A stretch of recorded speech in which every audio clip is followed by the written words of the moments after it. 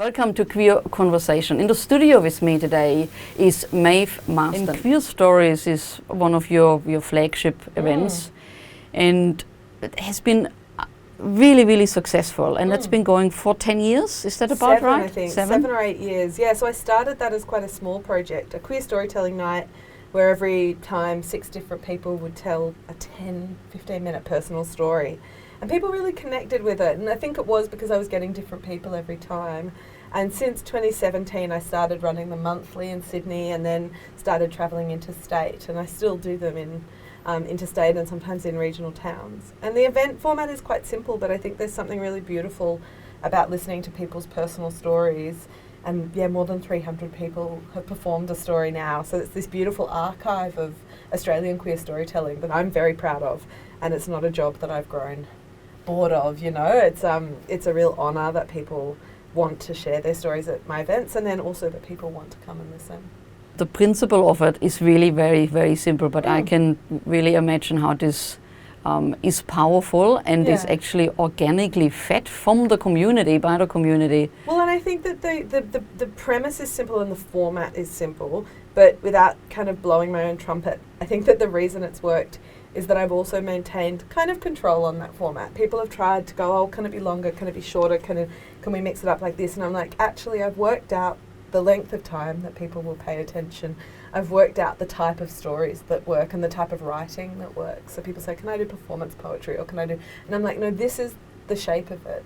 And I think something in the predictability of that, and in the fact that I work really closely with the storytellers on their writing, so I help them shape the piece, if they're not professional writers, means that there's a predictability in format that allows freedom in content, and means that every time people know they're going to get a real mix of different stories they haven't heard before. So I think, yeah, the curation, it's subtle, but it's the job that I take very seriously, and how I work with the writers I take really seriously. And I think that's why it's worked. It must be, because it's been still going after 7 years, and it has got an incredible reach now. So, and you also started a podcast. Yeah, so I share the stories via the Queerstories podcast, which people can check out at queerstories.com.au. And so it's just little snippets. It's the stories that were recorded at the event live, and it's a lovely way to reach, you know, sometimes people overseas. Someone got in touch with me from Liechtenstein the other day and said, I'm a queer Australian living in Liechtenstein, and I listen to these and it connects me to home and to my community at home. And so I think that it's a really nice way for people who can't make it to the live events or choose not to connect to those stories as well. You have written a play. This is the newest thing, and that is a whole different ball game, right? Well, I've written for theatre a lot. I've toured cabaret shows and kind of musicals, and obviously I write for the stage as part of Queerstories, but I'd never written a full-length kind of, for want of another word, straight play. That wasn't music-based, and also that I wouldn't perform in. Most of the work that I wrote was for myself to perform, which, I mean, in some ways I've worked at, and that was quite easy because you know your own voice and you know your own comedic rhythms and all of that. And so I set myself a task a few years ago. I said, I want to write a play that's not for me to perform in, and see if I can do that as a creative task. And so I set about to write, this lesbian divorce comedy about this family grappling with separation, and a family who's fought really hard to stay together, as a lot of queer families have. And then I started working on it and ended up getting involved at Belvoir Theatre with a fellowship there. So got a lot of incredible mentorship from the Belvoir team, and eventually it got into a shape where they were happy to program it. So now we've got a lesbian divorce comedy running for 5 weeks this year, which is incredible. It's beyond what I'd hoped. This is great. They are actually starting to advertise in LOTL as well, the show, which is fantastic. So the show is called Blessed Union. Blessed Union. And Blessed Union. And is it based on a real story, on your story, or is it? Yes and no. So I was raised by lesbians, and they did separate when I was in my 20s. But that's kind of where it ends. You know, like I used that given circumstances, and I used what I knew about being in a queer family before they were perhaps as common as they are now, and kind of my friend and I call it, who's also grew up with queer parents, call it kind of poster child syndrome, that thing that you're one of the first and that you're being held up as an example, because I mean I grew up in the 80s before there were queer families on television or anything like that.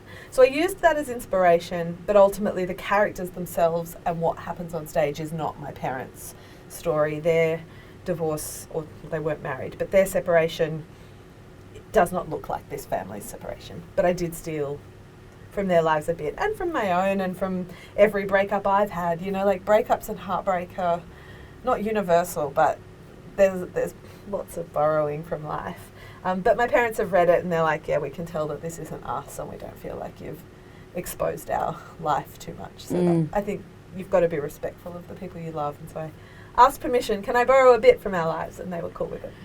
I really wanted queer women to play the mothers, and I don't think it's impossible for straight people to play gay, but I wanted that energy. And the director, Hannah Goodwin, was really passionate about finding an incredible cast, and I think she has. She's a wonderful director, a younger woman who's just really hungry and skillful and diligent about the text, and it's a very wordy play. I'm a very wordy person, and so our collaboration's really beautiful. And so Danielle and Maude, Davey, who play the mothers, were like top of our list, and so when they said yes, both of us were stoked. And Emma Diaz and Jasper Lee Lindsay play the children, and I think this is both of their main stage debut, and they're incredible young actors who are doing a fantastic job.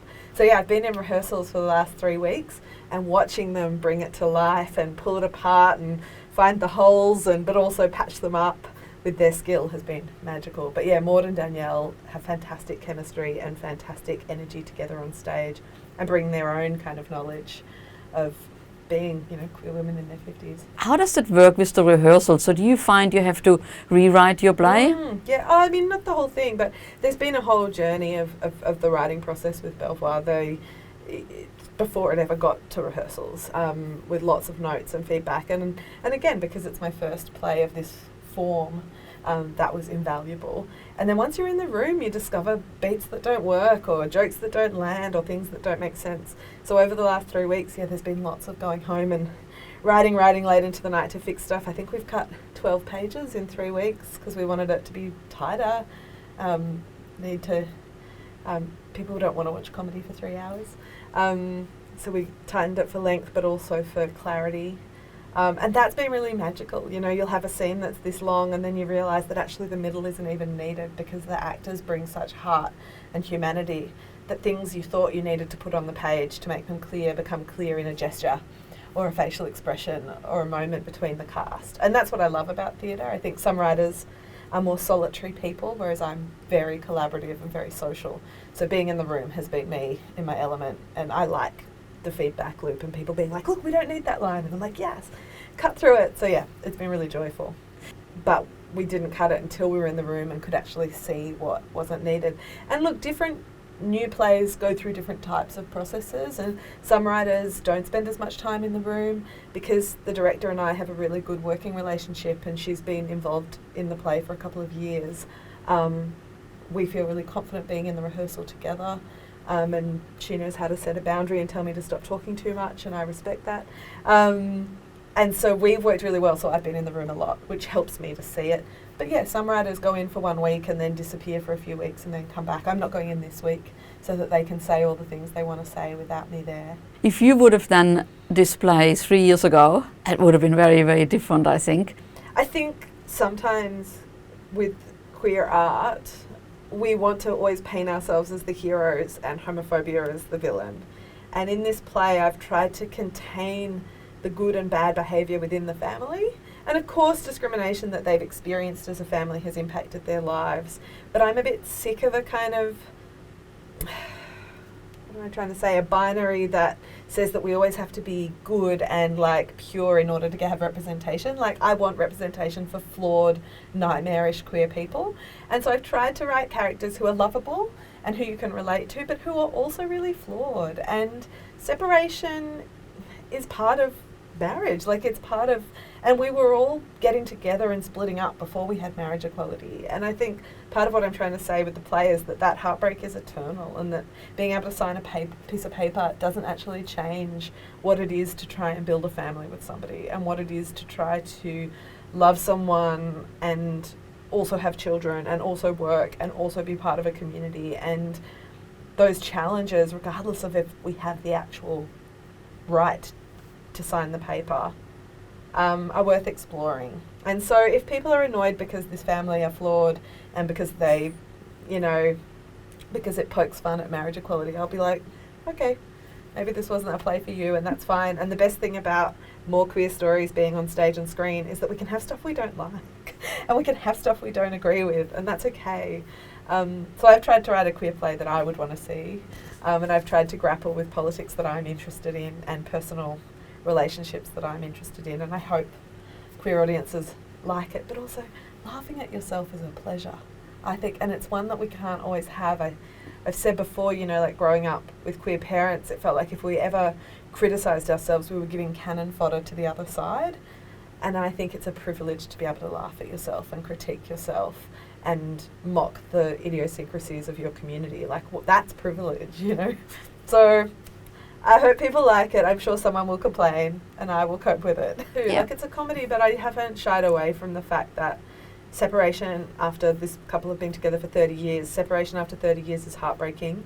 And for queer people who did fight for the right to be together and be together publicly, there's a different heartbreak and that's one of the things I've tried to grapple with in the play. Like, what does it mean if this family unit is something you didn't just stumble upon but fought for the right to exist and it's falling apart? And what does that mean to the children, and what does that mean to these women who've been activists their whole life? And so that is part of the narrative, and it's part of why I can get a whole play out of the divorce, is that it's not just a one moment in time. They're really trying to hold on to something, this family, despite falling out of love, you know. So yeah, it's a comedy, but there's a lot of heart and humanity in it. And Hannah, the director, one of the reasons I was so thrilled to work with her is that she was really interested in that side as well. She didn't want it to just be a farce. I mean, in some ways with the play, that's some of what I was trying to look at. Like, what have we adopted? Like, and I mean, during the plebiscite, I was quite outspoken about the fact that I didn't think that marriage was important and it wasn't a cause that I was fighting for. And I understand that it is important for other people, but it was never something that was personally or politically interesting to me. I don't tear up at weddings. I'm not going to get married myself. I'm not interested. And that's part of what I'm looking at in this play. But I was also like, what have we adopted from straight people by participating in this institution? And what parts of marriage and divorce and having a legal structure to govern a romantic relationship doesn't necessarily work? Like, what would a custody battle look like if it was managed within community instead of by lawyers? What would it look like if we had structures for, I suppose, mediated processes that weren't using a heterosexual tradition and a heterosexual But who would make money then? Yeah. You're going to like the play, I think. Oh, really? Because, well, yeah, like, these institutions are conservative, and one of the key questions I try to ask in the play is, if we participate in a conservative institution as queer people who are on the outside of it, do we change the institution, or does the institution change us? And without sort of naming any conclusions, I don't think there's a simple answer to that, but I think it's worth thinking about. I think it's worth thinking about what we adopt when we are accepted into the mainstream, and whether that was the right goal, and who we sacrificed along the way. And so I've tried to do that in the play, like deal with those bigger political questions whilst also keeping it quite intimately focused on the personal experiences of this one family. And so it's a large task, and there's a reason it took me a few years to write it. But yeah. Well, I can't wait. So give us the deets. Yes, so Blessed Union opens, well, there are previews from February 11th, and then it opens on the 15th at Belvoir Street Theatre in Sydney. It's on until March 11th, and it's on, I think, 8 times a week, so people have many chances to see it. Yeah, tickets on the Belvoir or Sydney WorldPride websites. There's also, I should say for you, oh my God, I'm a fool. There's a lesbian night on March 8th, which is International Women's Day. They're doing lesbian night, and it's discount tickets. And I think there's an artist talk with me and some of the cast. So if you're a big Danielle Cormack fan, that's a night to come. And I think drinks and snacks they want to fill the theatre with lesbians. So the promo code is Thesbians, and it gets you discount tickets on March 8th. Maeve, what's next for you? Any other big plans? No, as I was saying to you earlier, I'm parent to a toddler, and so there's a big juggle. So I will write another play next. whilst also continuing to do Queer Stories. There's a Queer Stories for WorldPride that's on March 4th at Riverside Theatres, and I'll continue to do those events. And my next play is either going to be set in a dog park or set in the waiting room. These are like vastly extreme circumstances. There's either one set in a dog park or one set in the waiting room that you sit in at RPA where you're waiting to find out if you're having a miscarriage. So I'm either going to go quite serious and personal, or I might be sick of serious and personal, I might go silly dog park. Great. But they're works in progress. But yeah, Queer Stories, plays, musicals, all the stuff. And how can people follow you? They can follow me, Maeve Marsden, on Twitter. I'm also on Instagram. Queer Stories is on Instagram and Facebook as Queer Stories AUS, Queer Stories Oz. And that's where I promote a lot of those shows and the podcast and everything. Great. Well, thank you so much for coming in. Thanks for having me. It was a It was fun to pleasure. chat.